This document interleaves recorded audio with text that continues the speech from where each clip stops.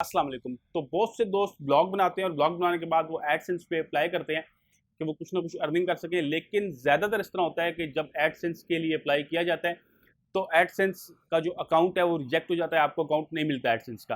तो आज की वीडियो में मैं आपको कुछ ऐसी टिप्स बताऊंगा, अगर आप इनको फॉलो करेंगे तो आपको एडसेंस का अकाउंट यकीनी तौर पर मिल जाएगा। और ये जितनी भी पॉलिसीज़ हैं ये एडसेंस की, गूगल की अपनी पॉलिसीज़ हैं, तो इन्हीं का जिक्र आज की वीडियो में मैं करूँगा। तो सबसे पहले हम बात कर लेते हैं कि अगर आप एडसेंस के लिए अप्लाई करते हैं तो इनकी मिनिमम जो विजिट्स की रिक्वायरमेंट है कि आपके ब्लॉग के ऊपर कितने विजिट होने चाहिए, वो कितनी है।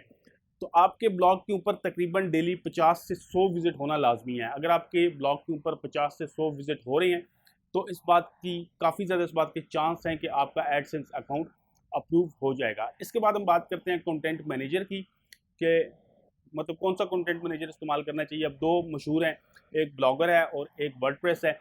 तो ब्लॉगर भी ठीक है, अगर आपको बिल्कुल वर्डप्रेस के बारे में नहीं पता तो ब्लॉगर ब्लॉगर के ऊपर आपको ज़्यादा टेक्निकलिटीज़ में नहीं पढ़ना पड़ता, आप आसानी से अपना ब्लॉग बना सकते हैं।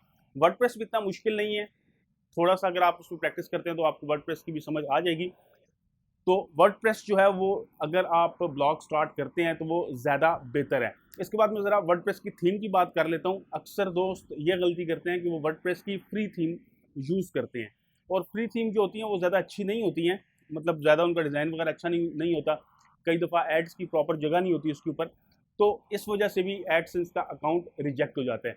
तो देखिए, जब आप एक ये माइंड बना के ब्लॉग बना रहे हैं कि आपने इसमें अर्निंग करनी है, तो फिर आपको चाहिए कि आप एक प्रीमियम थीम परचेज़ कर लें। ज़्यादा महंगी नहीं है, आपको 8-10 हज़ार रुपये में एक अच्छी थीम मिल सकती है। तो आपको चाहिए कि आप एक प्रीमियम थीम परचेज़ कर लें, तो वो ज़्यादा अच्छा होगा। आपको आसानी से आपका एडसेंस का अकाउंट जो है वो अप्रूव हो जाएगा। इसके बाद बात आती है होस्टिंग की।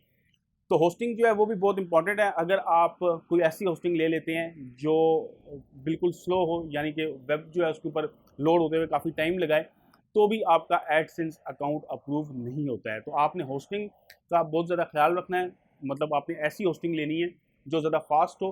आपको आप अगर आप गूगल के ऊपर सर्च करेंगे, आपको कई ऐसे टूल्स मिल जाएंगे जो आपकी वेब की स्पीड बताएंगे।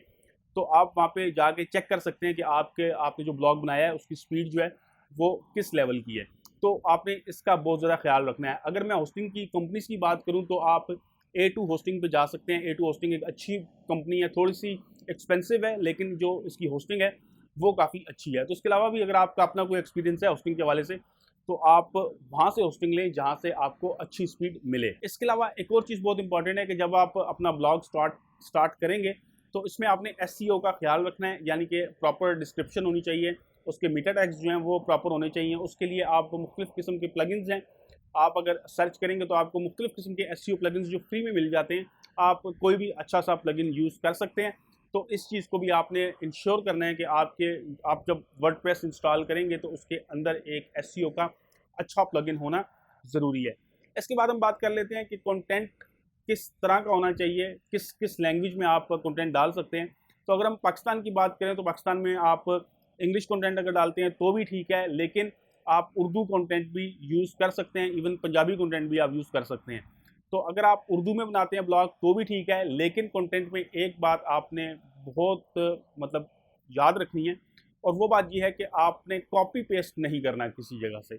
मतलब ऐसा नहीं है कि आपने किसी दूसरे बंदे का ब्लॉग देखा, उसको एज इट इज़ कॉपी करके आपने अपने ब्लॉग के ऊपर पब्लिश कर दिया। तो इस तरह से आपने नहीं करना। अगर आप कहीं से कंटेंट कॉपी, मतलब आप चाहते हैं कि किसी आप दूसरी वेबसाइट का कंटेंट आपको अच्छा लगता है, तो आप उस कंटेंट को पढ़ें और मॉडिफाई करें और अपने स्टाइल में उसको लिखें, तो ज़्यादा बेहतर है। अदरवाइज़ अगर आप कंटेंट कॉपी पेस्ट करते हैं, अगर थोड़ा सा कंटेंट भी आप कॉपी पेस्ट करते हैं, तो आपका एडसेंस अकाउंट जो है वो अप्रूव नहीं होगा। इसके अलावा अगर आप कोई ऐसा ऐसा ब्लॉग बनाते हैं जिसके अंदर आप सारी वीडियोस यूट्यूब से उठा के लगा रहे हैं, तो भी एडसेंस के अकाउंट के अप्रूव होने के जो चांसेस हैं वो काफ़ी कम हो जाते हैं। आपको मतलब ऐसा, अगर आप कोई ऐसा वीडियो का ब्लॉग बनाना चाहते हैं तो आप ऐसा ब्लॉग बनाएं जिसके अंदर टेक्स्ट भी हो और वीडियोस भी हो, मतलब कुछ कैटेगरीज जो हैं वो टेक्स्ट की हो और कुछ कैटेगरीज वीडियोस की हो, तब आपका एडसेंस का जो अकाउंट है वो अप्रूव होने के चांसेस काफ़ी ज़्यादा हैं। तो दोस्तों, उम्मीद करता हूँ कि मेरी आज की वीडियो आपको पसंद आई होगी और इससे आपकी हेल्प हुई होगी। अगर आपका एडसेंस अकाउंट अप्रूव नहीं हुआ कुछ अर्सा पहले अगर आपने अप्लाई किया और आपका एडसेंस अकाउंट अप्रूव नहीं हुआ, तो अभी जो मैंने आपको तरीके बताए हैं आप इसके ऊपर अमल करें, आप मॉडिफाई करें अपने ब्लॉग को, या आप नया ब्लॉग बनाना चाहते हैं तो जो मैंने तरीका आपको बताया आप इस तरह से बनाएं तो आपका एडसेंस का अकाउंट अप्रूव ज़रूर होगा। तो उम्मीद करता हूँ कि मेरी आज की वीडियो आपको पसंद आई होगी। अगर आपको ये वीडियो पसंद आई है तो इसको लाइक लाजमी कीजिएगा। अगर आपको ऑनलाइन अर्निंग में इंटरेस्ट है तो मैंने ऑनलाइन अर्निंग के हवाले से एक अलग से प्लेलिस्ट बनाई है और उसके अंदर तकरीबन 30-35 वीडियोज़ हो चुकी हैं, तो आप उस प्लेलिस्ट को भी ज़रूर चेक कीजिएगा। इसके अलावा अगर आपको आईटी में, टेक्नोलॉजी में इंटरेस्ट है तो आप मेरे चैनल आईटी की टिप्स को सब्सक्राइब कर सकते हैं। वीडियो देखने का बहुत शुक्रिया। अल्लाह हाफ़िज़।